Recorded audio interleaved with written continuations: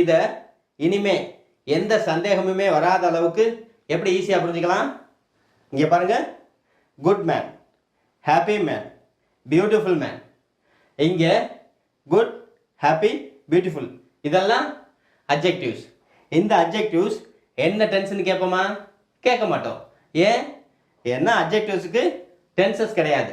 அதே போல தான் இந்த அட்ஜெக்டிவோட இடத்துல ஒரு ப்ரெசன்ட் பார்ட்டிசிபிள் அட்ஜெக்டிவாக வந்தாலும் அதுக்கும் டென்சஸ் கிடையாது. பாருங்க, washing machine, drinking water, running bus. இங்கே வாஷிங், ட்ரிங்கிங், ரன்னிங் இது எல்லாமே ப்ரெசன்ட் பார்ட்டிசிபிள் அட்ஜெக்டிவாக வந்திருக்கிறது. அப்போ அவைகளுக்கு டென்சஸ் கிடையாது. அதே போல தான் இங்கே ரைசிங் சன்.